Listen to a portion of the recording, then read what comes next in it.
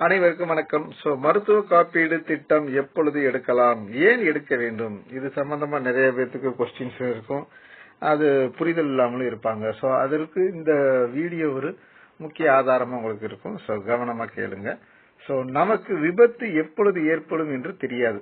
ஆகவே உடனடியாக மருத்துவ காப்பீடு எடுக்க வேண்டும். இன்னைக்கு பைக் கிட்டத்தட்ட 1.5 லட்ச ரூபா 3 லட்ச ரூபாய் கொடுத்து பைக்லாம் வாங்குறோம். அது தவறு கிடையாது. பிள்ளைகளுக்கு கேட்கறாங்க, வாங்கி கொடுக்குறாங்க. பட் அதோட சேர்த்து நீங்க விபத்து காப்பீடு எடுத்து கொடுக்கணும். நீங்க எல்லாம் பேப்பர்ல பாக்குறீங்க, எல்லா விஷயங்களும் பாக்குறீங்க. விபத்து நம்மளை சுத்தி எங்கேயுமே நடக்குது. நான் இறப்பை பத்தி பேச விரும்பல. பட் ஒரு விதத்துல வேகமா போறோம், கீழே வலிக்கு விழுந்துடுறோம், கை கால் முறிஞ்சிருது, எவ்வளவு செலவாகும் அப்படின்றத என்ன செய்யணும், கண்டிப்பா யோசித்து பார்க்கணும். 2 லட்சம் 5 லட்சம் 3 லட்சம்ன்றது செலவு கட்டுக்கடங்காம உயரத்துல இருக்கு. இதுல இருந்து மீளணும் அப்படின்னா கண்டிப்பாக என்ன செய்யணும், மருத்துவ காப்பீடு திட்டம் எடுத்துக்கொண்டிருக்க வேண்டும். அடுத்து, பெண்களாக இருந்தால் திருமணத்திற்கு 3 மாதங்களுக்கு முன்பு எடுத்துக்கொள்ள வேண்டும். பெண்களுக்கான மருத்துவ காப்பீடு திட்டம் விமன் கேர் பாலிசி ஸ்டார் ஹெல்த்ல இருக்கு. அதுல என்ன ஒரு ஸ்லாப் கொடுத்திருக்காங்க அப்படின்னா, ஒரு வருடத்திலேயே என்ன செய்யணும்னா, அந்த குழந்தைகள் பிறப்பையும் மெட்டர்னிட்டி செலவையும் ஈடு செய்யணும்னா 15 லட்சம் ரூபாய் சம் இன்சூர்டு எடுக்கணும். அதற்கு 15,033 ரூபாய் பிரீமியம் வரும். ஓகேங்களா? இப்படி எடுத்தாதான் அது ஒரு வருஷத்துல நீங்க அந்த கரெக்டா 365 நாள் முடிஞ்சாதான் தாய்க்கும் மகளுக்கும் என்ன வரும், இதுல கவரேஜ் வரும். இல்ல 365 நாளுக்குள்ள மட்டும்தான் வருது அப்படின்னா பிறக்கக்கூடிய குழந்தைகளுக்கு மட்டும்தான் கவரேஜ் கிடைக்கும், மெட்டர்னிட்டி செலவுக்கு கவரேஜ் கிடைக்காது. அப்ப அதனாலதான் ஒரு 3 மாசத்துக்கு முன்பு நான் என்ன செய்யறேன், பாலிசியை குழந்தைகளுக்கு, நீங்க பெண் பிள்ளைகள் பெற்றவர்கள் திருமணத்திற்கு முன்பு 3 மாதத்திற்கு முன்பு அந்த பாலிசிகளை எடுத்து கொடுக்கணும். ஏன்னா பிரசவம் இன்று பெற்றோர்கள் தான் பாக்குறீங்க. அதனால அந்த 3 மாசத்தை என்ன செய்யறேன், அந்த இடத்துல உங்களுக்கு பதிவு பண்ண கடமைப்பட்டிருக்கேன். புரியுன்னு நினைக்கிறேன். புரியலன்னா கண்டிப்பா கீழே நம்பர் கொடுத்துருக்கேன், கேட்டுக்கோங்க. அடுத்து, காதல் திருமணம். இன்னைக்கு நிறைய பேர் பெற்றோர்களை சம்மதத்தோடும் சரி, சம்மதம் இல்லைனாலும் காதல் திருமணம் ஒர்க்கிங் இடத்துலயே பார்த்து கல்யாணம் பண்ணிக்கிறாங்க, வச்சுக்கிறீங்க. நீங்களுமே என்ன செய்ய வேண்டியிருக்கு, உங்க மேரேஜை நீங்க தான் பிக்ஸ் பண்றீங்க. எப்ப ஏதுன்றது தெரிஞ்சிடும். அப்ப ஒரு 3 மாசத்துக்கு முன்னாடி என்ன செஞ்சிருங்க, 2 பேரும் சேர்ந்து பாலிசியை போட்டு வச்சுக்கிட்டீங்கன்னா, ஏன்னா அந்த பாலிசியில டிராவல் இயர்ஸ் சொல்றாங்க. கரெக்டா அந்த 1 இயர் முடிஞ்சாதான் கவரேஜ் கிடைக்கும். சில இதுல கணவன் மனைவிகள், அதை பத்தி பின்னாடி சொல்றேன். அடுத்து, மருத்துவ காப்பீடு நல்ல உடல்நிலையில் இருக்கும்போது தான் எடுக்க முடியும். மற்ற நேரங்களில் நம்மளால எடுத்தோம்னா, உடல் பாதிக்கப்பட்டிருந்துச்சு அப்படின்னா அதற்கு வெயிட்டிங் பீரியட் போட்டுருவாங்க. வெயிட்டிங் பீரியட்னா திடீர்னு சில பேர் என்ன நினைக்கிறாங்கன்னா, இன்னைக்கு நம்மளுக்கு ஏதாவது நடக்கும்போது பாத்துக்கும், இப்ப எதுக்கு காப்பீடு அப்படின்னு நினைக்கிறாங்க. விபத்து எப்ப வேணாலும் நடக்கலாம். அப்ப நடந்துருச்சு அப்படின்னா அதனால நம்மளால அந்த பணத்தை ஈடுகட்ட முடியாது. வியாதிகள், இன்னைக்கு இருக்கக்கூடிய சூழ்நிலை எப்ப என்ன வியாதி வருது நம்மளுக்கு தெரியாது. அதனால முன்கூட்டி எடுத்து வச்சுக்கிறது நல்லது. உங்களை சுற்றிலும் பாத்தீங்கன்னா நீர், காற்று, உணவு அனைத்தும் மாசுபட்டு கொண்டே வருகிறது. எனவே மருத்துவ காப்பீடு எடுக்க வேண்டும். இது சொல்ல வேண்டிய அவசியமே இல்லை, எல்லாமே உங்களுக்கு தெரியும். இன்னைக்கு நம்ம சுத்தி நிறைய புகை மண்டலம், கார்பன் புகை நிறைய இருக்கு. நீரும் பாத்தீங்கன்னா மினரல் வாட்டர் தான் கொடுக்குறாங்க, நம்பிக்கையின் பேர்ல குடிக்கிறோம். அதுல மினரல்ஸ் கிடையாது. பட் இருந்தாலும் அதைத்தான் வாங்கி கொடுக்க வேண்டிய சூழ்நிலைகள் இருக்கு. காற்று, நீர் அப்படி இருக்கு.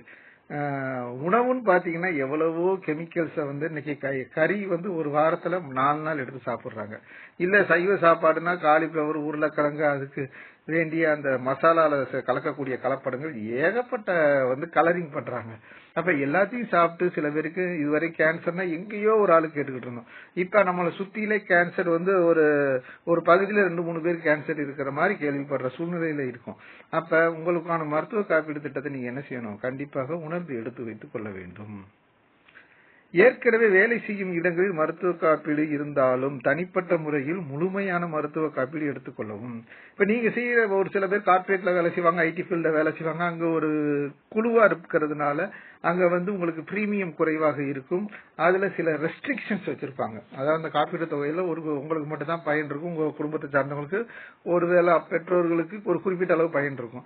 மித்த செலவெல்லாம் நீங்க தான் செய்யணும். அதுல என்ன கொடுத்திருக்காங்க, ஏது கொடுத்திருக்காங்க, என்ன நம்மளுக்கு பெனிஃபிட் வரும் அப்படின்றது எல்லாமே மறைமுகமாக இருக்கும். நாளைக்கு ஏதாவது ஒண்ணுன்னா ரிஜெக்ட் பண்ணா உங்களுடைய வேலை சார்ந்த நிறுவனத்தின் மீது உங்களுக்கு ஒரு அவப்பெயர் வரும். அதுக்கப்புறம் ஏன்டா இவங்க கிட்ட போய் நம்ம பாலிசி எடுத்தோம் அப்படின்ற ஒரு மனமுறுதல் இருக்கும். ரிஜெக்ஷன் ஆனதுனால மன உளைச்சல் ஏற்படும், பண இழப்பு ஏற்படும். இந்த மாதிரி பல்வேறு விஷயங்கள் இருக்கும். அதுல கொடுக்கறது உங்களுக்கு நல்லதுதானே, இல்லைன்னு சொல்லல. அதுல சில நேரங்கள் நல்ல நிறுவனங்கள் நல்ல விதமா செலவு பண்றாங்க, அதையும் நான் குறை சொல்ல விரும்பல. பட் நீங்க ஒருவேளை அந்த நிறுவனத்துல இருந்து வேற ஒரு நிறுவனத்திற்கு ஊதிய உயர்வுக்காகவோ இல்ல அந்த நீங்க பாக்குற வேலையில ஸ்ட்ரெஸ் அதிகமா இருக்கு, அதனால வேற நிறுவனத்துல போய் நல்ல விதமா என்ன செய்றீங்க, ஒரு வருமானம் கிடைக்குதுன்னு சொல்லி ஜாப் மாறி போகும்போது உங்களுடைய அந்த மருத்துவ காப்பீடுடைய பயணம் அந்த நிறுவனத்துல முடிஞ்சிருது. அடுத்த நிறுவனத்துல தொடர்ந்துருச்சுன்னா ஓகே. ஒருவேளை அங்க தொடங்குறதுக்கு குறிப்பிட்ட நாள் ஆகலாம். இடைப்பட்ட நேரத்துல நம்மளுக்கு ஏதாவது விபத்து நடந்துச்சுன்னா எவ்வளவு தூரம் பொருளாதார இழப்பை சந்திக்க நேரிடும் அப்படின்றத உணர்ந்து தனிப்பட்ட முறையில நீங்க என்ன செஞ்சுக்கோங்க, ஒரு குறைந்த, நான் அதிகபட்சமா எடுக்க சொல்ல, ஒரு குறைந்தபட்சமாக தனிப்பட்ட முறையில நீங்க டிராவல் பண்ணிக்கிட்டே வரணும். ஏன்னா ஒரு ஹெல்த் இன்சூரன்ஸ் பொறுத்தவரை டிராவல் ரொம்ப முக்கியம். நீங்க எந்த அளவுக்கு டிராவல் ஹெல்த் இன்சூரன்ஸ்ல பண்றீங்களோ அந்த அளவுக்கு உங்களுக்கு கவரேஜ்ல எந்தவித பிரச்சனையுமே வராது. அதனால டிராவல் முக்கியம். பிரீமியம் கட்டக்கூடிய நாட்கள் ரொம்ப ரொம்ப முக்கியம். ஆயுள் காப்பீடு மாதிரி, லைஃப் இன்சூரன்ஸ் மாதிரி கொஞ்சம் லேட்டா கட்டுறது, அந்த மாதிரி எல்லாம் முக்கியமான விஷயங்களை தவிர்த்தரணும். பிரீமியம் 10ஆம் தேதி அப்படின்னு சொல்லிட்டாங்கன்னா 9ஆம் தேதி 8ஆம் தேதி பிரீமியம் கட்டிருங்க. ஓகேங்களா? 11ஆம் தேதி 15ஆம் தேதி நீங்க கட்டினீங்க அப்படின்னா அந்த 5 நாளைக்கு இடையில உங்களுக்கு ஏதாவது கிளைம் ஏற்பட்டுச்சுன்னா அதற்கு கொஸ்டின் மார்க் போட்டு அனுப்பிடுவான். ஓகேங்களா? ஏன் கட்டற, எதனால இந்த பிரச்சனை, இழுத்து அடிச்சுக்கிட்டு கொன்றுவாங்க. சோ இது வந்து உங்களுக்கு மட்டும் பேர்டன் கிடையாது. உங்களை சார்ந்த முகவர்கள், உங்களை சார்ந்த பெற்றோர்கள், உங்களை சார்ந்த நிறுவனம் எல்லாத்துக்குமே பிரச்சனை தான். அப்ப இது வந்து லைஃப் இன்சூரன்ஸ் மாதிரி கிடையாது. ஹெல்த் இன்சூரன்ஸ் பொறுத்தளவு டேட் ஜெனரேட் ஆகுது, அதுக்கு முன்னாடியே பிரீமியம் கட்டுவதற்கு முயற்சி பண்ணுங்க. ஓகேங்களா? அதுக்கப்புறம் பாத்தீங்க அப்படின்னா கலப்படம், மரபணு மாற்றப்பட்ட பல்வேறு உணவு தானியங்கள் போன்ற காரணங்கள்லாம் மருத்துவ காப்பீடு எடுக்க வேண்டும்.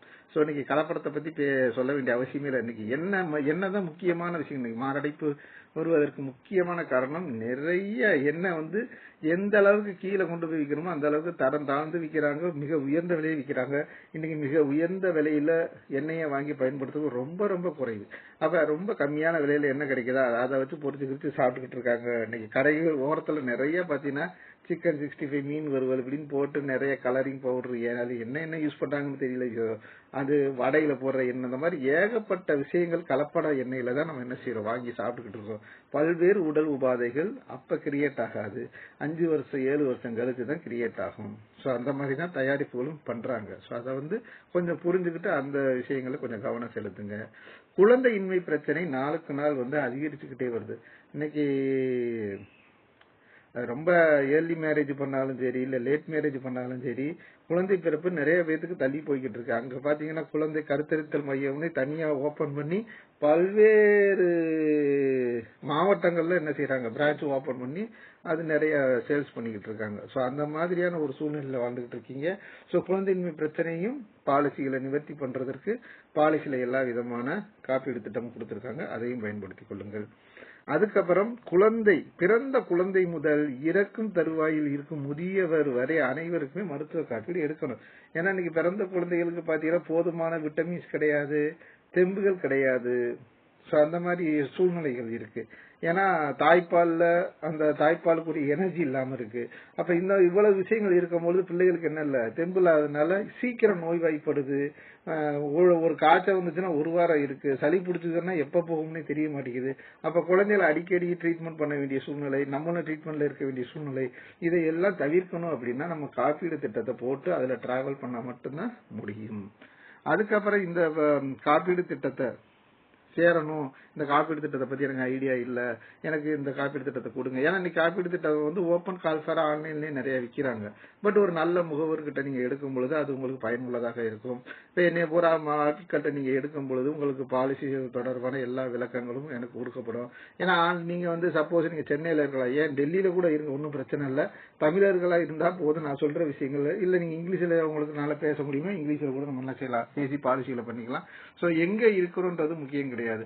உங்களுக்கு நல்ல சப்போர்ட்டிவான ஒரு ஏஜென்ட் வந்து இருக்கணும். நிறுவனத்திற்கும் உங்களுக்கும் உள்ள கனெக்டிவிட்டி இருக்கணும். டைரக்டா நம்மளால நிறுவனத்தை எல்லா விஷயங்களுமே செய்ய முடியாது. அப்ப வந்து எங்களை போன்ற ஏஜென்ட் மூலியமா என்ன செய்யணும், இந்த பாலிசிகளை எடுக்கும் பொழுது உங்களுக்கான சர்வீஸ் பண்றதுக்கு நாங்க தயாரா இருக்கோம். நான் வந்து சேல்ஸ் மேனேஜராக இருக்கிறதுனால என்னால என்ன செய்ய முடியும், உங்களுக்கான விஷயங்களை சிறப்பா பண்ணி கொடுக்க முடியும். சோ அதனால இந்த மாவட்டத்துக்குள்ளதான் இருக்கணும், அந்த மாவட்டத்துக்குள்ள அப்படின்றதே கிடையாது.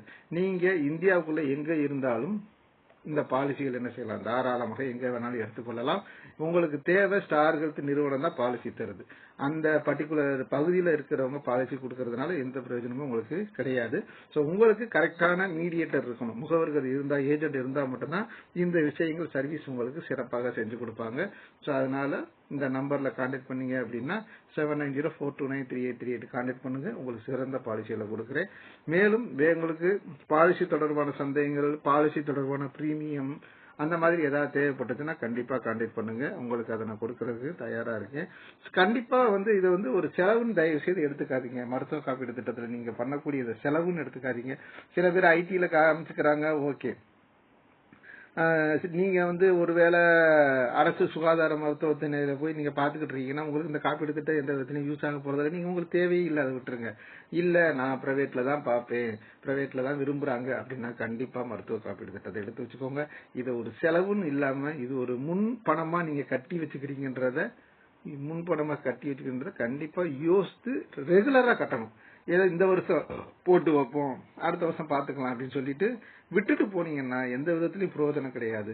ஒரு முகவர் ஃபோர்ஸ் பண்ணி உங்களை போட வைக்கிறாருன்னா அதை நீங்க கண்டினியூ பண்ணுமே தவிர, சரி இன்னைக்கு கேட்டுட்டா போட்டு கொடு, அடுத்த வருஷம் நம்ம கட்டாம போய்க்கலாம் அப்படின்னு தயவு செய்து நினைக்காதீங்க. இது ஒரு மிகப்பெரிய பண இழப்பை உங்களுக்கு ஏற்படுத்தும். அது அந்த காலகட்டத்துல நம்மள அந்த நிகழ்வுகளை சந்திக்கும் பொழுது அதனுடைய பயன் என்ன அப்படின்றத நம்ம உணர முடியும். அப்ப அதை புரிஞ்சுக்கிட்டு என்ன செய்யுங்க, பாலிசி எடுக்க முன் வாருங்கள். ஹெல்த் இன்சூரன்ஸ் பாலிசி, அதுவும் ஸ்டார் ஹெல்த்ல எடுக்கும்போது ஸ்டார் ஹெல்த் தனிப்பட்ட முறையில நடக்கிறாங்க. ஓகேங்களா? அதாவது ஹெல்த் மட்டுமே வச்சு ஒரு நிறுவனம் பாலிசி சர்ச் பண்ணுறதுன்னா ஸ்டார் ஹெல்த் மட்டும்தான். கிட்டத்தட்ட 2006ல இருந்து நடந்துகிட்டு இருக்கு. ஸோ 18 வருடமா சிறப்பா செஞ்சுக்கிட்டு வராங்க. ஒரு சில குறைகள் நிறுவனத்துல இருக்கு, நான் இல்லைன்னு சொல்லவே இல்லை. அது ப்ராப்பரான கஸ்டமர் ப்ராப்பரான தகவல் கொடுக்காம இருக்கலாம், இல்ல முகவர்கள் தகவல்களை மறைச்சு கொடுத்திருக்கலாம். சோ அந்த மாதிரி சில நிகழ்வுகள் நடந்திருக்கு. அதை நான் இங்க 100% எங்க நிறுவனம் முத்திர கொடுத்தவே இல்லை. நான் 90% சிறப்பா நாங்க செஞ்சுக்கிட்டு இருக்கோம். 10% எங்கேயோ யாரோ மூலியமா சில தகவல்கள் நடைபெறாம இருக்கு. அதையும் சில நேரங்கள்ல எங்களால பேசி உங்களுக்கு சர்வீஸ் பண்ண முடியும். இல்ல ஒருவேளை கிடைக்கலையா, கொஞ்சம் பல்ல கடிச்சுக்கிட்டு அடுத்த வருஷத்துக்கு கடந்து போகுங்க. ஒரு 3 வருஷம் அந்த டிராவல் பண்ணி நீங்க முடிச்சிட்டீங்க அப்படின்னா எல்லா மெடிக்கல் விதமான தீர்வுகளுக்குமே நிறுவனம் உங்களுக்கு சப்போர்ட்டிவா இருக்கும்.